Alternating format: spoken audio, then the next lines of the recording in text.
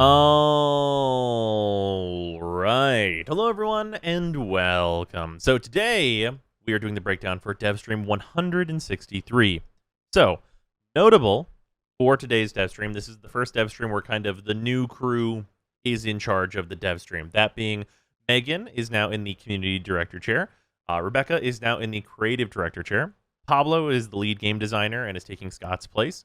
And then we have Greg and Carrie, who Carrie we've seen, I think, once before, and Greg, who is brand new. Carrie being the art director, taking Jeff's place, and Greg is the lead character artist, who's where Sheldon would normally be, but not the same thing.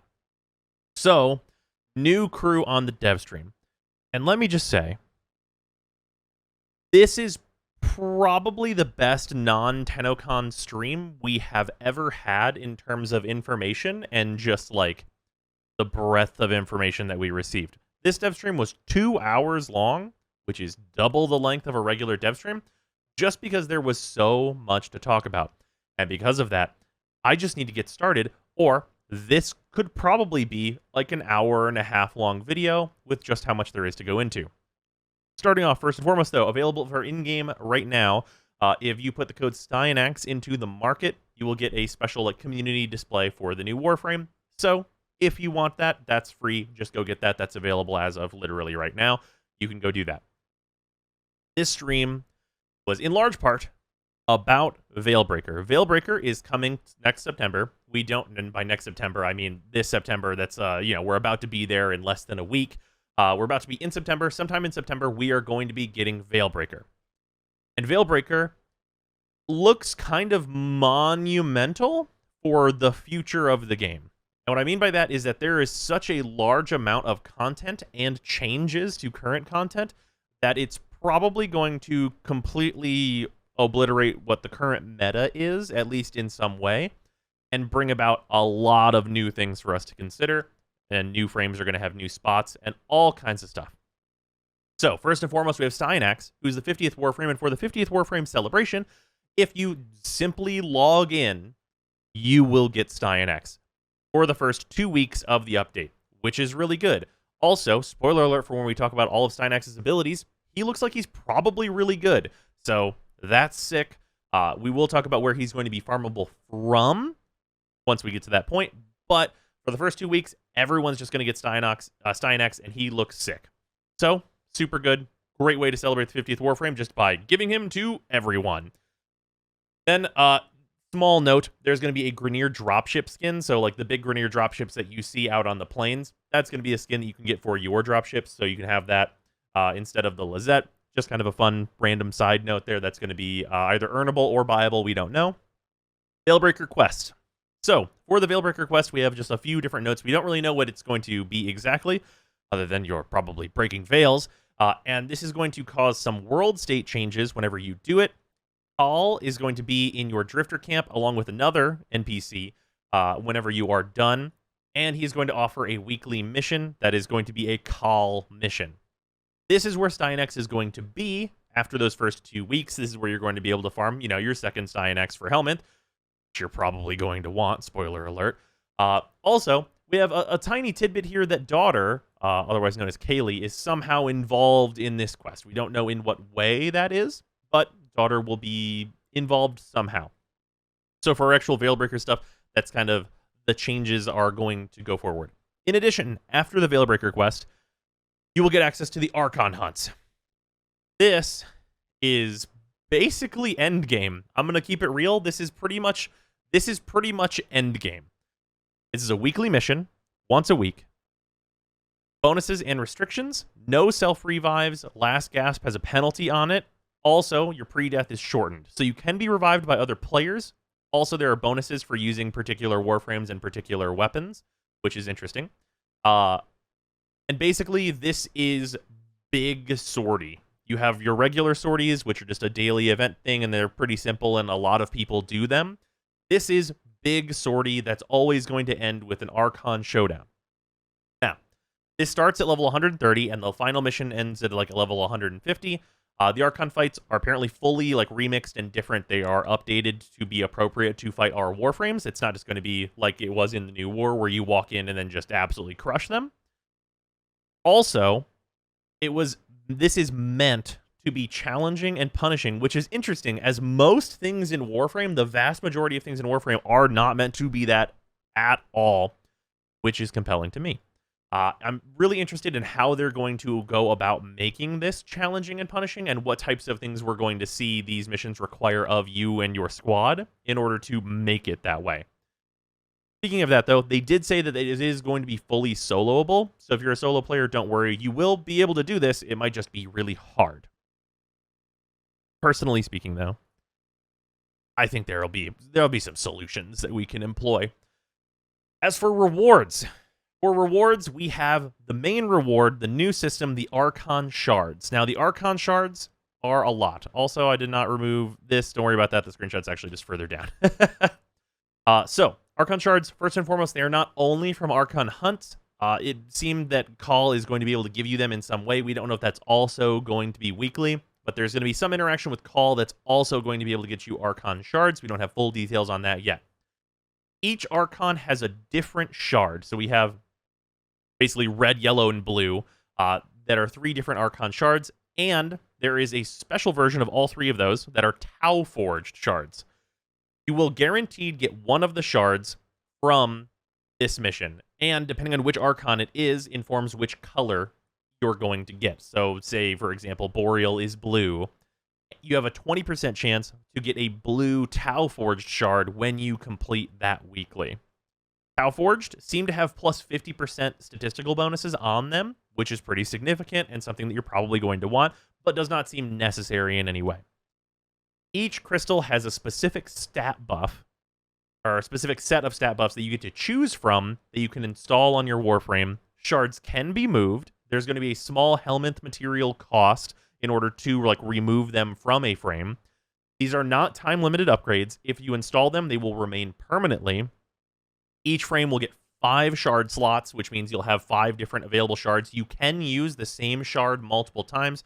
You can do 5 blue ones, 5 red ones, 2 yellow, 3 blue, whatever combination you want of those, and whatever choices you want on all of them. And there's no limit to how many Tau Forged you can have either. Red crystals are offense-related. Yellow crystals are utility. And blue crystals, we know what they do. We do know that for yellow crystals, Pablo specifically called out that energy regeneration, constant energy regen, is one of the choices on that crystal, so that seems really good.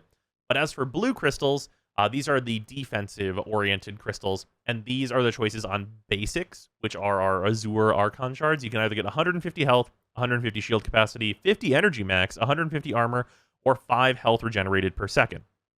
So these are some pretty good bonuses, and the Tau Forged version is plus 50% across the board on these, on any different stat that you want to pick.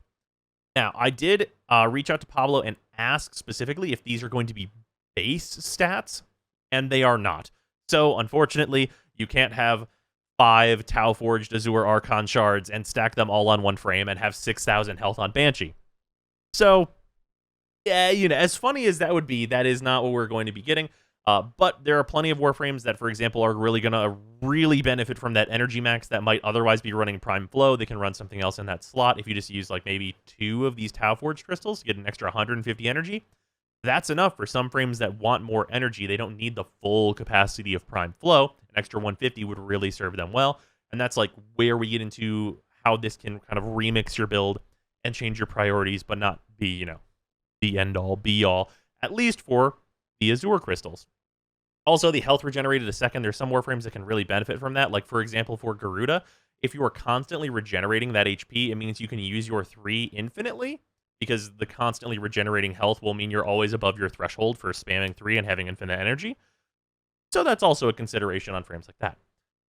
Overall, having not seen what the yellow and red crystals provide, this seems incredible. The amount of, I think, engaging content that this potentially puts out there is pretty big. This system is a very, very long-term grind. Even looking at it very limitedly, we're looking at, if you want just 5 of each of the regular crystals, let's say they rotate perfectly, that is 15 weeks of these. Obviously, it's 1 mission per week, which is not a big ask, obviously, depending on how hard they are, of course. But that's 15 weeks. That's quite an amount of time in order to just to build up that like baseline that you can swap between Warframes to have one of each that you can just like kind of max out any frame in any way you want. That's content by itself. Like that is a lot. That's a good reason to do it. There's like important stats that you see on these things. And that's just if you want like a set of all of them for 1 frame. Or just filling up 3 frames. Like that fills up 3 frames to do it for 15 weeks. Then you have the Tau Forged on top of that, which is a 20% chance to get. So who knows how long that's going to take you to get the Tau Forged ones? Although I believe it was said that the Tau Forged will also come from Call in some way. So you're definitely going to get them at some point. And even if we assume that Call is once a week, where you can get these once a week as well as the once a week from this mission, that's still 7 full weeks before you have like a full set. And longer than that before you have a full set of all of your Taus and like all of them for all the different Warframes you want to be using. Because these can only be installed on 1 Warframe at a time. If you're someone that really likes Protea and Mesa and Hildren and Saren, and like you really want all these frames to have all these, it's going to be a continual thing that you're going to want to keep going for over a very, very long period of time. Like, if you're looking at filling up all 50 individual Warframes that we're going to have on release, that is 250 shards.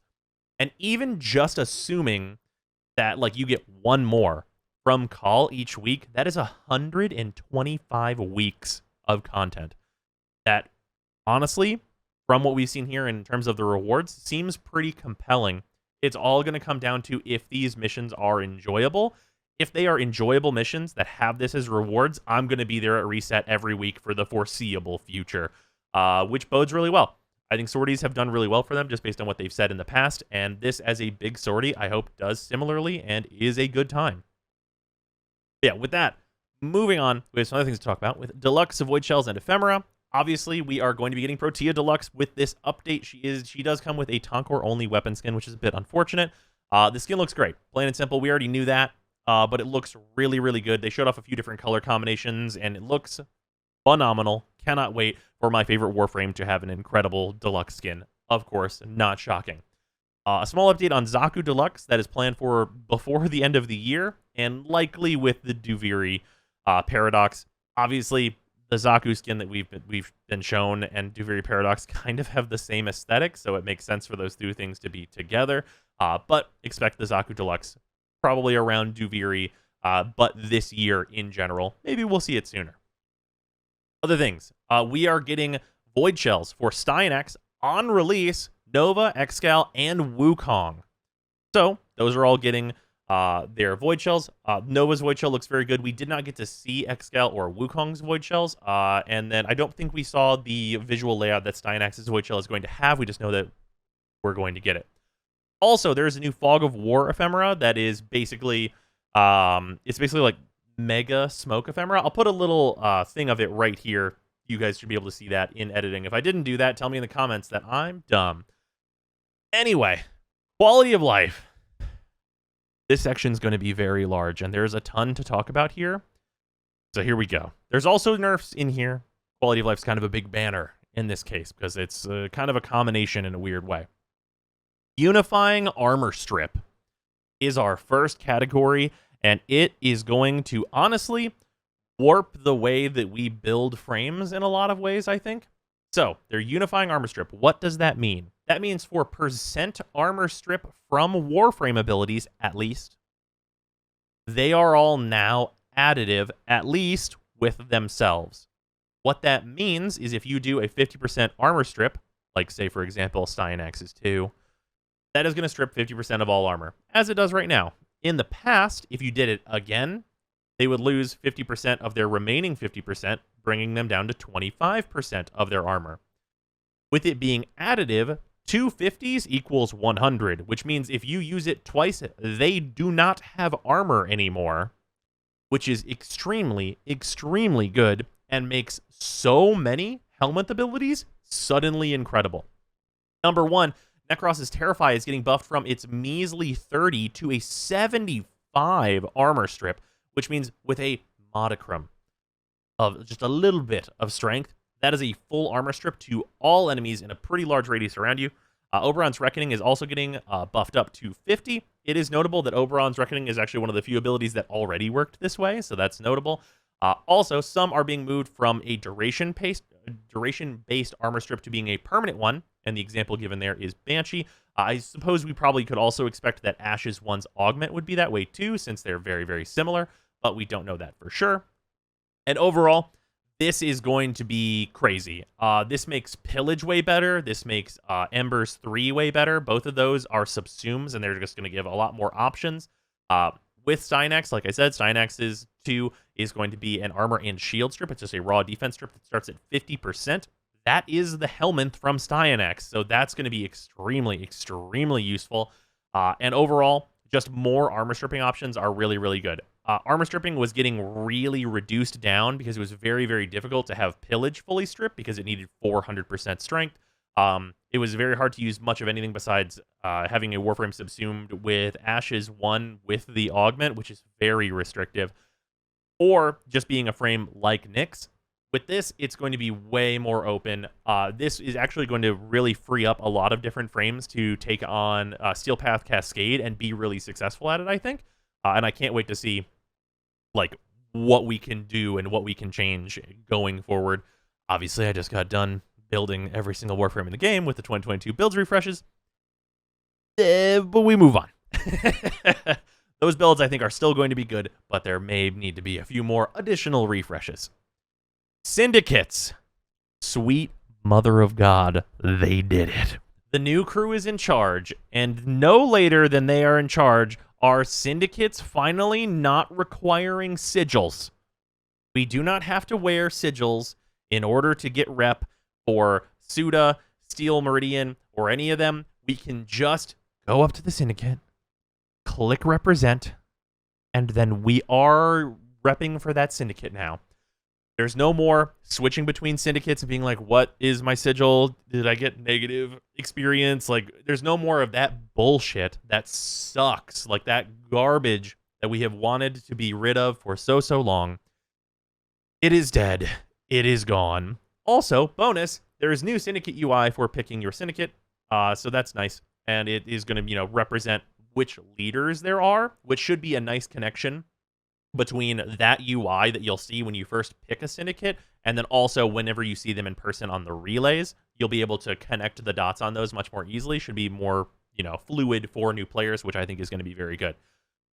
But big thing here is just the raw quality of life. Notable with the rep gains, rep gain scales based on rank. And what I mean by that is max rank achieved. So if you've been rank 5 with a syndicate, you're going to get that full bonus that you used to get from their most powerful sigil or whatnot.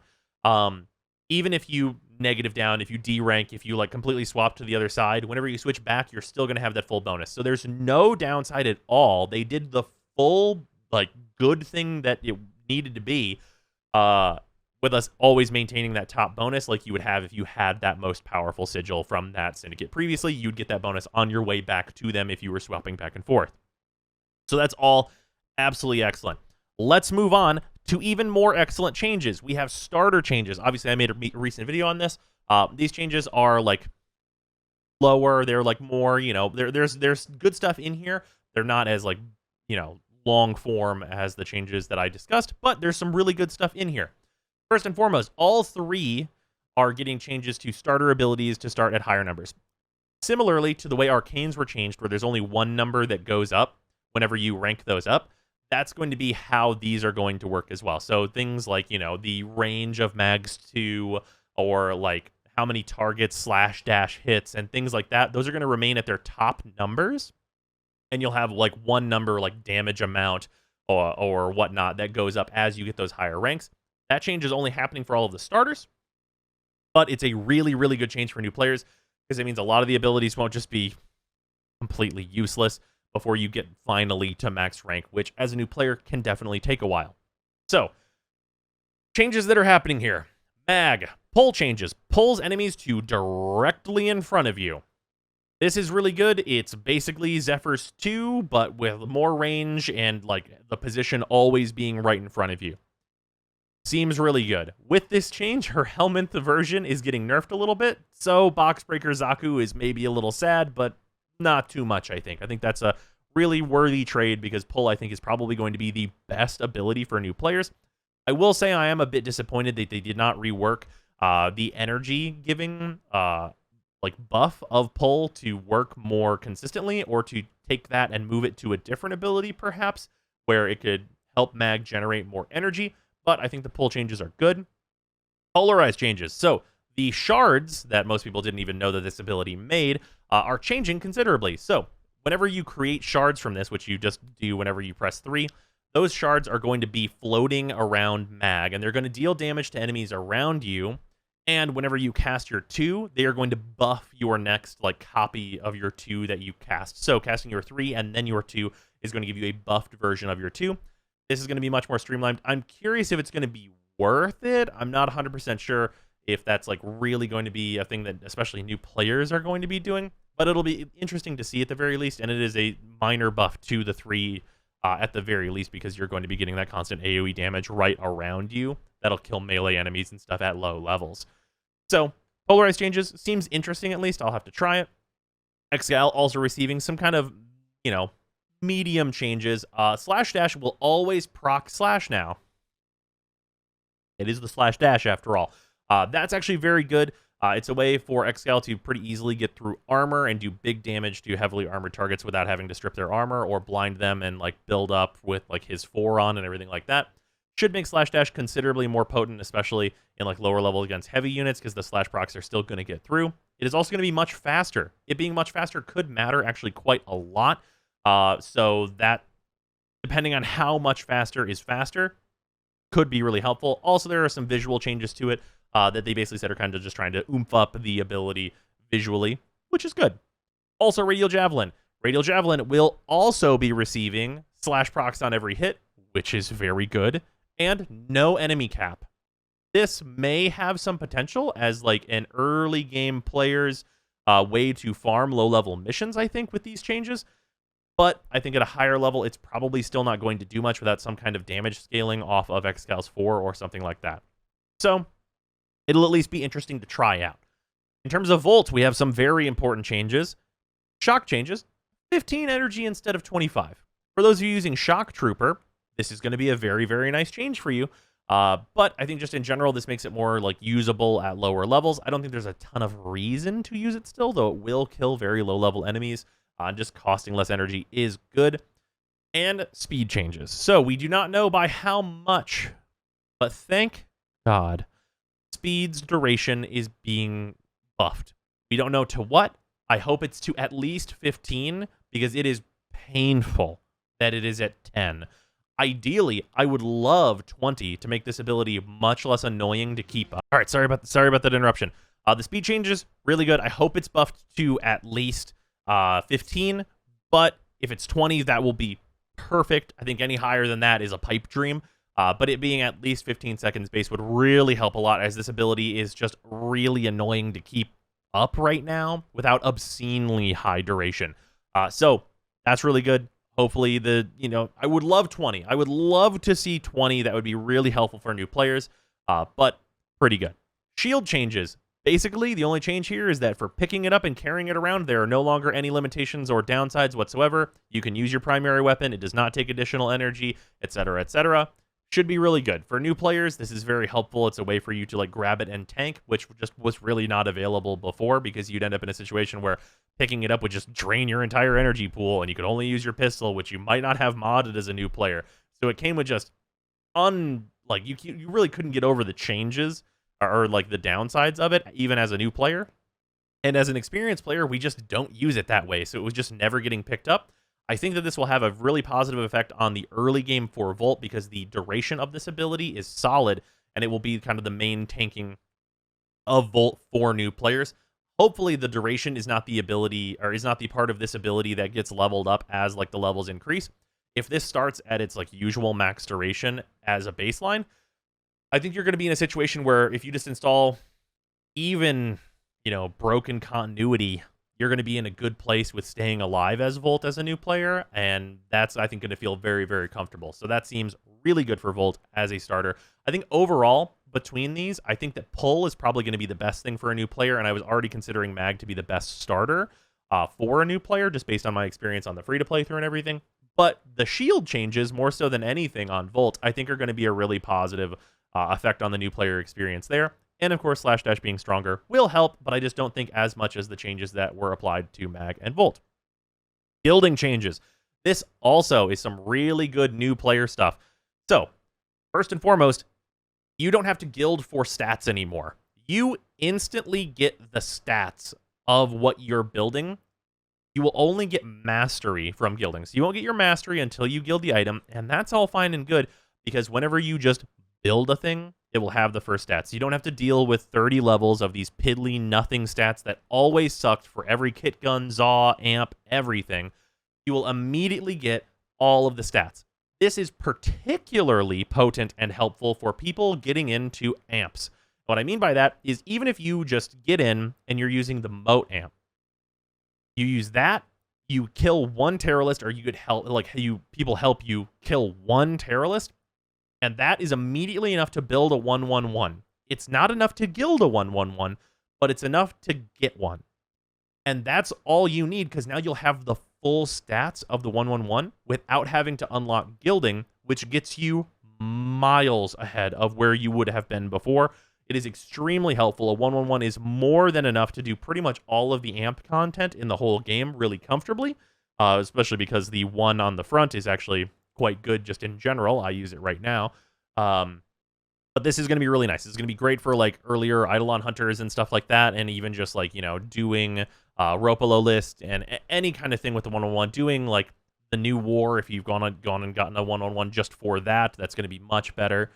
Really, really actually very impactful change. And I do think it might actually shift new players towards really wanting to build an early kit gun, perhaps, as that might be actually extremely helpful now that you're going to have those full stats right away.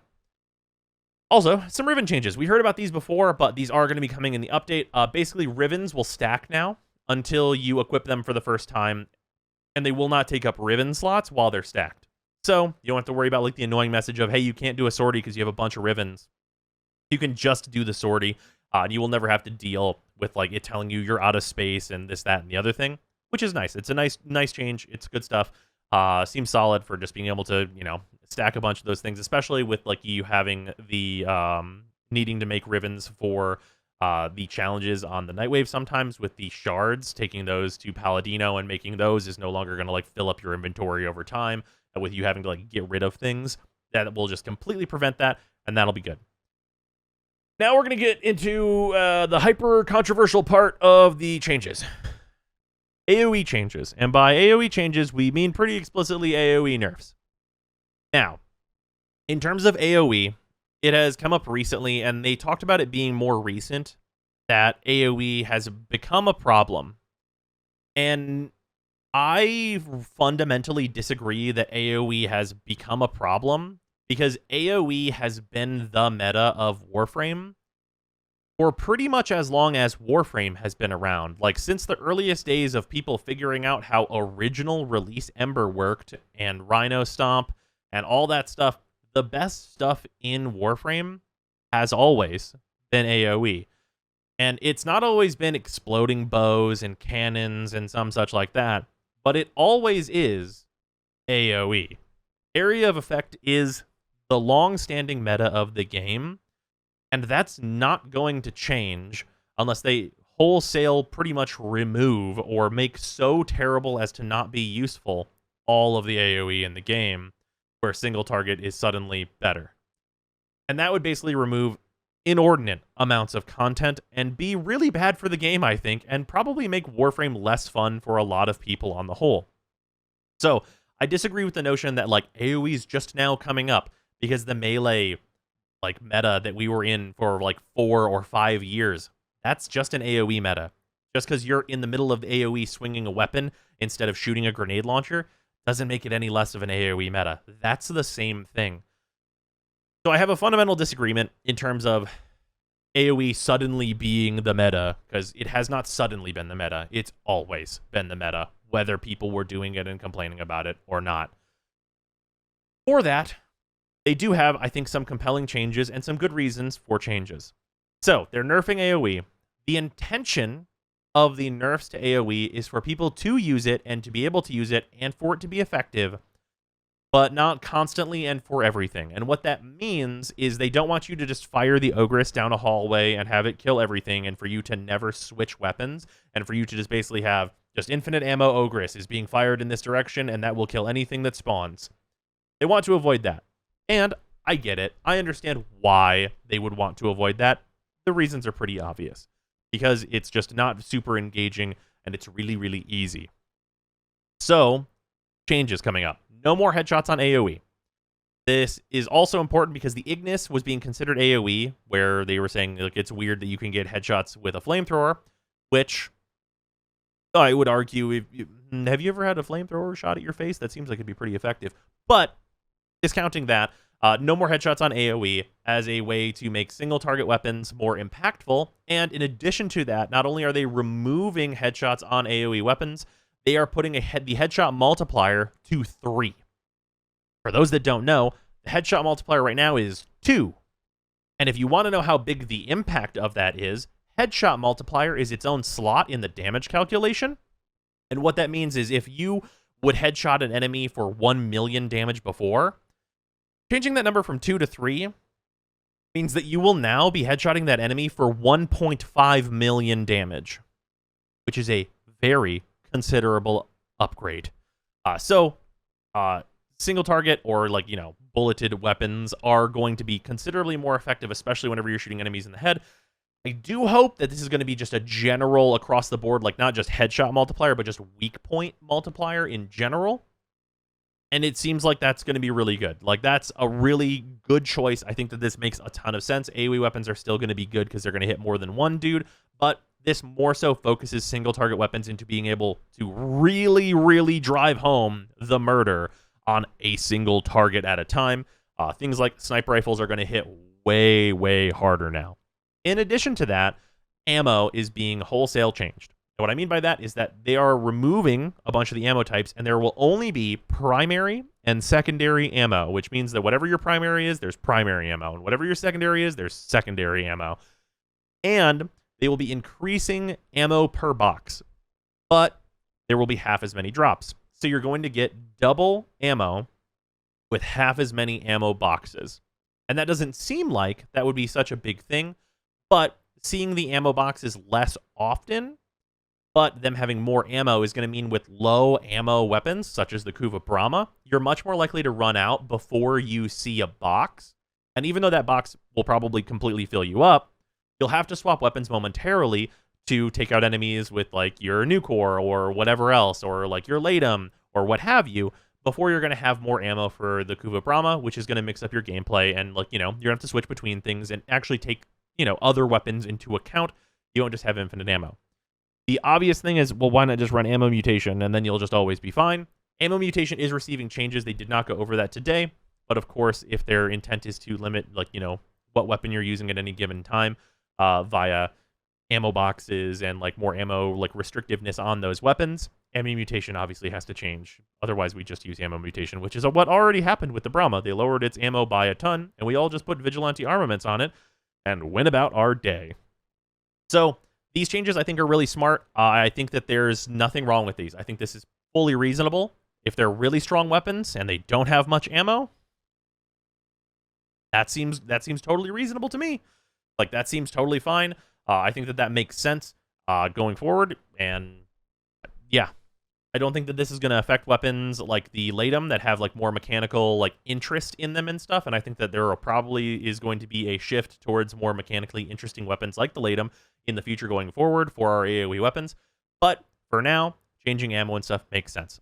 Also, some mod changes. So Primed Firestorm and Primed Fulmination are getting nerfed to be more in line with previous primed mods. These were before, they were 66%. They are going down to 44% for both Fulmination and Firestorm.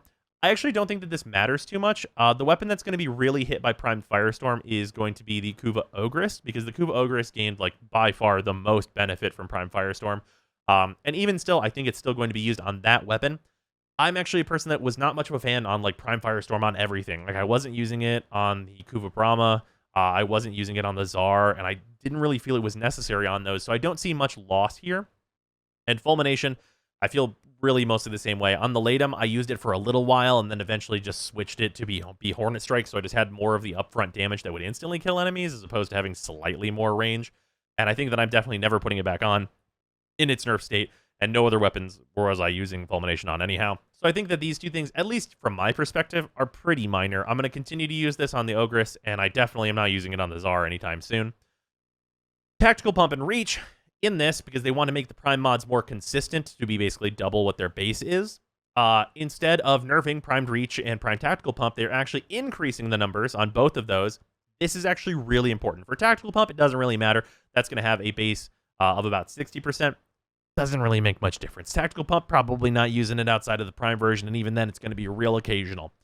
But Reach, this is really big. This is a considerable bump up for Reach, and this is going to make this way more impactful for new players and give them, more freedom to use more different melee weapons, because Reach is just better than it was before. That extra bit of range really does matter, because we swing most melee weapons in a circle, and you know how circles and radius go. I hope, probably. Those of you that are younger, you'll get there. Don't worry, you'll learn in school how circles work soon. But yeah, this weapon, or this mod, is going to be much more impactful, specifically for new players. Obviously, the rest of us will continue to use the Prime variant, and there's no changes happening to that. Now, this next session was discussed. This is not happening, at least not yet. This was discussed. It is possible, keyword, possible, changes. Basically, if the changes outlined above do not do enough, these are some changes that they are thinking about. So if you're going to give feedback on these changes, be respectful. They just put it out there that these were some things that they were looking at and feeling out. They're not going to be in the patch, but these are some other things that they were considering. I do have thoughts on both of these, and we're going to talk about it. So the first is Prime Sure-Footed nerf to not work with AoE.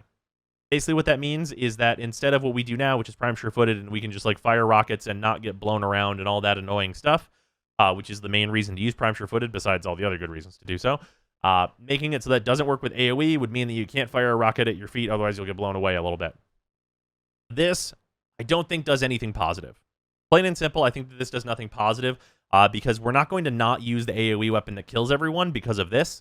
It's simply just going to be more annoying to do so. And we'll have to be slightly more mindful of how far away we stand from enemies whenever we are firing it. That's not really...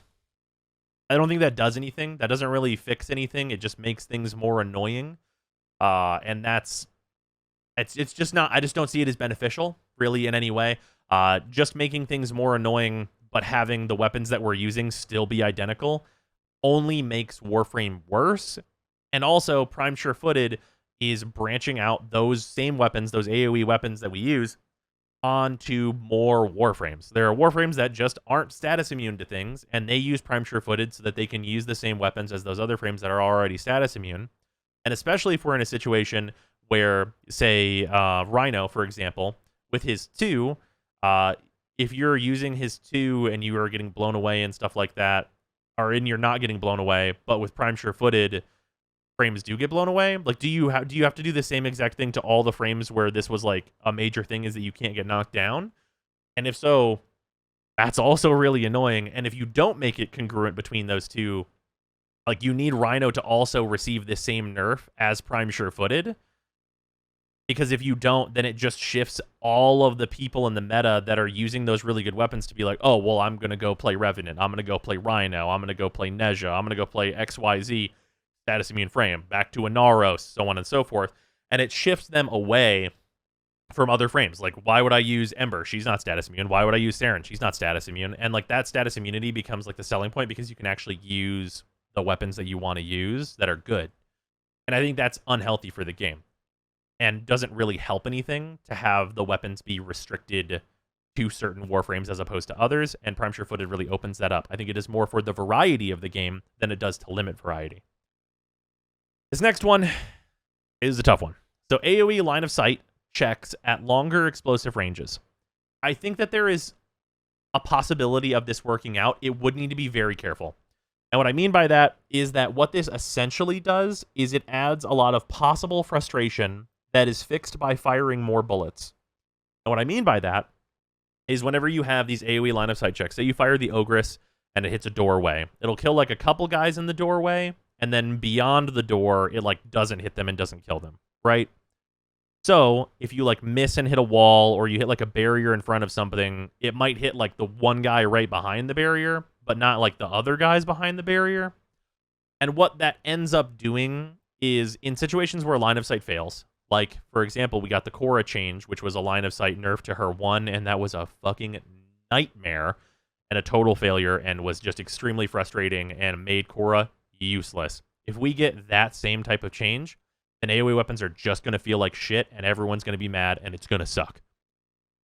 If it is done in a way that's very generous, but still restricts you a little bit, where it is killing a couple guys in that doorway, but not everyone behind the door, like a couple guys get missed, making it so you have to fire again at that door, then that basically piles on top of the ammo changes, because if you need to fire the rocket launcher twice in order to kill all the same enemies, then it's not doing less damage, it's just not hit all the enemies, because they're not in an open room. And that means you'll use more ammo in cramped spaces with AoE weapons than you would otherwise. So done very responsibly, this would basically function as an additional ammo nerf, which I could understand. Like, if this is basically like, well, we want to nerf the ammo more, I think that instead of this very complicated and hard to implement change that would have to be done extremely, extremely carefully, they should probably just limit the ammo of those weapons more.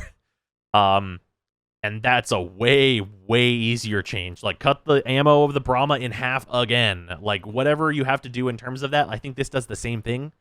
And I would definitely not go with this over just more actual, like, ammo restrictions in place. So this, I have mixed feelings about this. I do think there's a possibility that this could be successful at lowering, like, the amount of people just firing AoE stuff willy-nilly. But I think the same thing could be said of just further ammo restrictions on those weapons.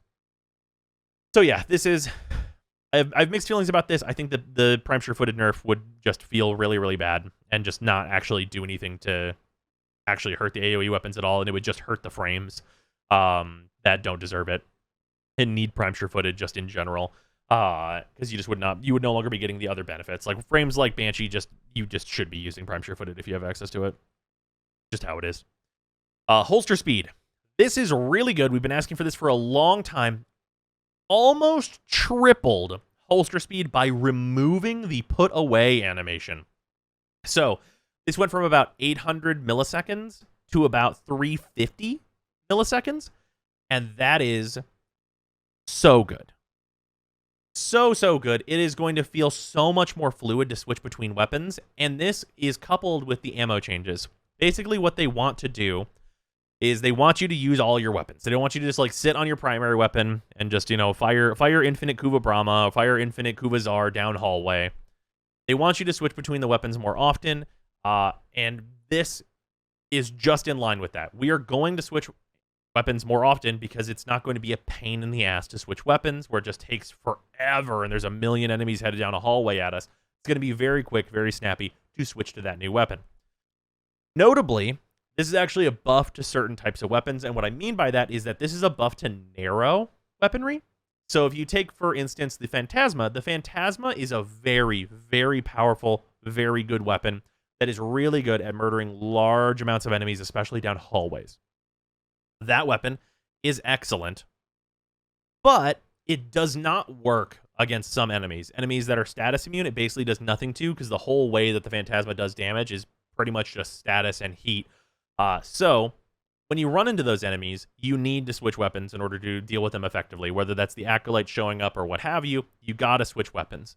Because of that, this allows you to be a lot more responsive when using a more restrictive weapon, and I think that that's really good for the game in general, and makes it so loadouts can be actually a little bit more interesting, because and also enemies can be more interesting, because if you can switch between those two things, those two purposes faster, that means that you can have enemies that you have to respond to faster. Like, via you being able to respond quicker as the frame, the enemies can, like, apply threat to you in different ways more quickly without feeling unfair, because you had the opportunity to switch and deal with the problem before it killed you, for example. So I think that holster speed increasing, very, very good. Mod stuff. So basically, the only changes for mods, Vigorous Swap's not being nerfed or anything like that for those of you that use that mod. Vigorous Swap is no longer going to get the speed, like the holster speed, but they're changing holster speed so you're even faster than that mod was making you. So overall, I think it's like just a general plus. A bunch of the other holster mods are receiving some changes as well. No real specifics were given outside of Vigorous Swap. But yeah, very good stuff. Holster speed changes are excellent. Also an excellent change, Void Fissures Steel Path. So, Steel Essence as a bonus incentive to do Fissures on the Steel Path. The reason they're doing this basically is to push players that can do Steel Path into the Steel Path versions of these Fissures, leaving the lower level stuff probably for much more, new players that don't really know what they're doing. Because obviously, it may be a little disruptive for you to show up to like level 10 enemies where there's an MR2 running around just trying to figure out how to shoot their Bratten at some guys, and you're there with a fully kitted out Ignis Wraith just being like, I'm here to burn down the damn forest. Goodbye, everyone. That means that those players are more often going to be in different missions because that very new player does not have access to the Steel Path. Also, providing the +1 Steel Essence from these missions, I think is going to be actually really nice. I was tentative on like 1 Steel Essence being enough. I was like, maybe 2 is where the pushing point is. But for those really quick, easy Fissures, like say, for example, Capture or Exterminates, or just like any of the really fast ones, even like Spy, that's actually really compelling. Those really fast missions giving 1 Steel Essence is actually pretty good, especially if you're going to be popping relics anyway. That's a lot of income over time over you cracking a bunch of relics. So I think that's really good. I think that's going to be a really positive change. Now, for the changes we all knew were coming, Wukong is being changed. But these are Wukong nerfs. But they're kind of Wukong shifts, I guess I would call it. Because there are nerfs here, absolutely 100%, but they're also trying to shift what Wukong is doing away from an unhealthy playstyle. And I get it. If you watched my most recent builds video for Wukong, I show this off in spades of him not even really having to be there. I go and get a sandwich or string cheese or something like that during the gameplay part of that video. And that really goes to show that Wukong is a little oppressive and he kind of plays the game for you. And that's really good in Warframe because less effort, more reward, which is usually how these things go. Now, I do think that Wukong doing that is indicative of a lot of the places in Warframe being designed not great. And what I mean by that is mobile defense is not very engaging, and defense in general is not very engaging. And there are a lot of places, especially in the open worlds, where things are basically just mobile defense. And that's not the engaging, high-paced action that Warframe is really good at, and that can be, very active and very engaging. So because of that, I think that's part of why Wukong moved into a more prominent position, in addition to just the raw laziness. The changes here, I think, are really smart. I think they're really good. First ability changes. Your 1 is going to do half damage. So your clone will do half the damage that they do right now. That will stop a lot of people just full on right there. Increased damage whenever you mark a target. This doesn't matter. People are not going to do this. Most people didn't know you could do this already. This is just inefficient. You should just always shoot them yourself. If you're going to go through the effort of marking them, you should shoot them yourself.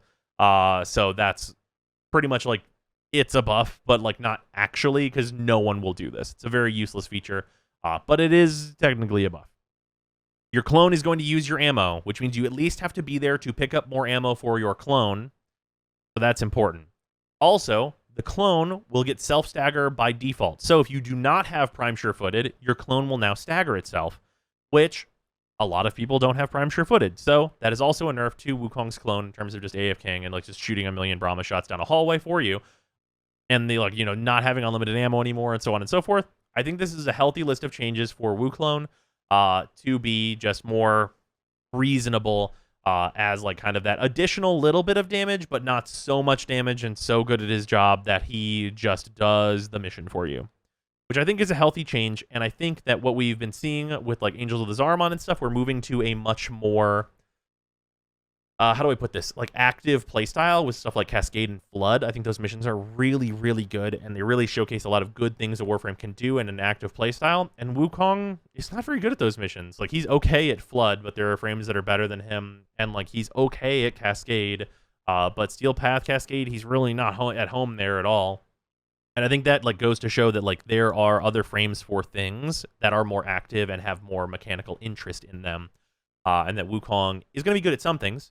His 2 is not changing. He's still going to be fast. He's still going to do Spy really, really well. So you'll have him for certain things, but he won't just be like the answer to like, I don't really want to do this mission. I don't want to pay attention. I want to eat a sandwich, which is fair. But we are getting some buffs for Wukong that I hope are enough to make good. And that is his 4 is getting buffs. He is getting more base damage. We do not know how much more. Also, he is getting not all of it, but a good chunk of his range growth on his 4 back, which means the more enemies you hit, the more your range on your 4 is. That means that you're going to get more than a primed reach in terms of range on your 4. And that might be just enough to mean that you will actually have a good reason to use his 4. And if his ult gets buffed and becomes worth using, the Wu clone has to use the 4 whenever you're using the 4. So that will actually make the clone less good, because a clone with a gun is much better than a clone with a staff.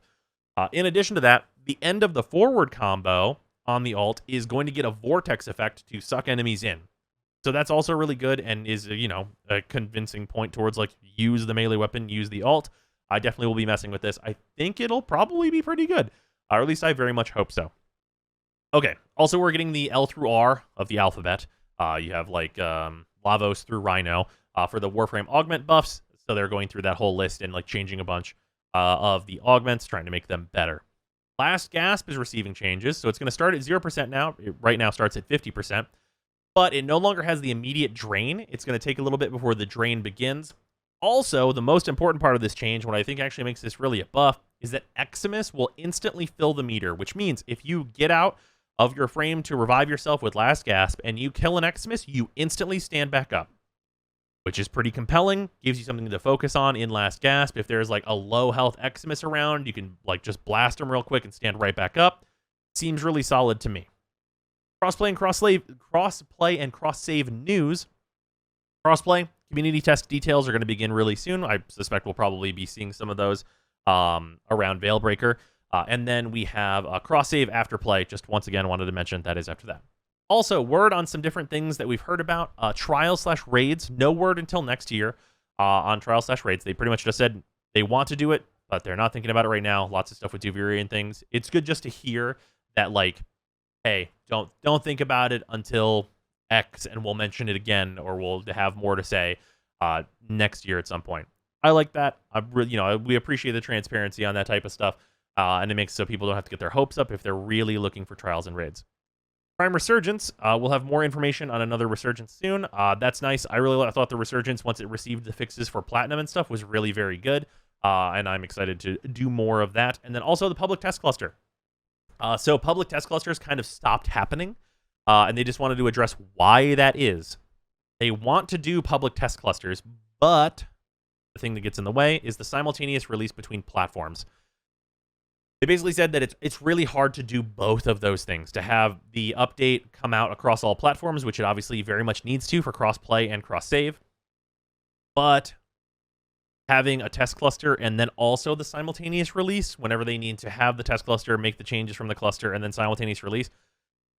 So the things just really don't work together, and they basically would, like, probably cause a huge delay on those updates happening if they kept doing public test clusters. So while they would like to do it,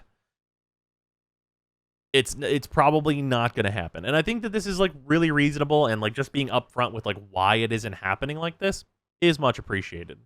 It's unfortunate because of course I was very much a fan of the public test cluster, but makes sense. If that's just like, what has to happen for development and what has to happen for crossplay and cross-save, I think people would rather have crossplay and cross-save than the public test cluster. But that could just be me. Let me know in the comments if that is also you. Styanax abilities. Here we go. So before we get into this, I would like to note there's a new animation up on the Play Warframe YouTube channel. If you go check that out, that is like a big like animated sequence that's actually really, really well animated. Reminded me of Redline in parts. If you haven't seen that, go watch that too. Really cool. Big animation for Styanax. As like kind of like part of the celebration of being the 50th Warframe. Looks excellent. And the abilities also look excellent. So passive, first and foremost, crit chance based on shield/overshield. So the more shields and overshields you have, the more crit you have. This seems to be additive, which is really, really powerful in a number of different situations, as it seemed to be affecting the abilities of Styanax, which is also very, very good. So ability 1 is Axios Javelin. You throw a spear. Shocker, I know, this kind of Sparta-themed frame throws a spear. This will pin enemies into walls or the ground and cause a vortex wherever it pins the enemy, sucking in enemies around it. We love a grouping tool that deals damage in an AoE and also is crowd control on a specific enemy that you can just nail with a fucking javelin. Seems really good. Also, obviously, for pinning enemies into the ground, you just jump above them and just spear them down into the ground and cause the vortex, so it's actually pretty malleable with where you can use it. You basically just need an enemy that you can line up for where you want the vortex. Good move. Good one. Seems solid. Then we have Theros Strike, which is a shield bash, just slapping dudes with your shield. This will shred 50% armor and shields, which is very, very good. This looked multi-target and couples really well with the Axios Javelin because you throw the javelin, group the enemies up, hit the ground, shield bash them. They no longer have armor or shields because you're ostensibly going to be building for 200% strength, which would, fully strip armor and shields. And then you just kill all these dudes that are defenseless and crowd controlled, which seems really solid. The 1-2 combo seems good. Also, the 3, Rally Point. Energy regen for yourself and for allies. Immediately, very good. With all players getting this frame, this is going to be really helpful for new players to have access to their other abilities. Oh, excuse me. Sorry for the cut there. It's been a long time of talking. Also, Rally Point will have you gain shields on assist or on kill, which could potentially be extremely powerful, because this essentially means that along with shield gating, anytime you get an assist or a kill, you can't die for a moment just due to the way that shield gates work. This will also help you build up shields for your passive to get more crit and kill more enemies and so on and so forth. Also, our final ability is Final Stand. This is basically a jump into the air and just throw a ton of spears and kill a bunch of enemies. It is a very classic AoE. It looks very much like Fire's ability from Overwatch, just straight up Justice Rains from above, except for it's a bunch of fucking spears that kill everybody. This one, I will say, of all of the abilities, this is the one that most needs to scale. And what I mean by that is that I would hope in Steel Path, whenever you're on like a kind of a full good build, what this will do is at a baseline, kill all your trash enemies, kill your lancers and kill all your butchers and all those types of enemies pretty much right out the gate whenever you cast your 4. But leave the heavies and the Xmas and stuff alive but wounded. And then the change up from that is if you used Theros Strike to remove those armor and shields from those enemies, then Final Stand will do enough damage to get those kills in at Steel Path levels. If the balance of this is just, good for Steel Path and can get through it and like is just, competent for it, I think this will be super fun. Like if the shield regen is enough, like probably accompanied with the adaptation mod, then I think this will be super solid. You're probably gonna have to combine it with adaptation, of course, in order for the shields to have enough TR to like really like have that regeneration be meaningful for Steel Path and stuff, but that's to be expected. But yeah, I hope that this is good. If the numbers are there, I think mechanically this is very strong and will be very fun. Also, my recording just hit 1 hour. I apologize that this breakdown has been so long, but we have just had so much to talk about, and this dev stream was so good with so much to just go into and discuss. Hopefully I've been able to edit it down a bit. But yeah, the dev stream was 2 hours, and if the best I can do is cut it in half, then the best I can do is cut it in half. But yeah, that's going to do it for the dev stream breakdown. Excellent dev stream. Very, very excited for this update coming up in September. And that's going to do it for me. Have a good one. I will see you on stream. And yeah.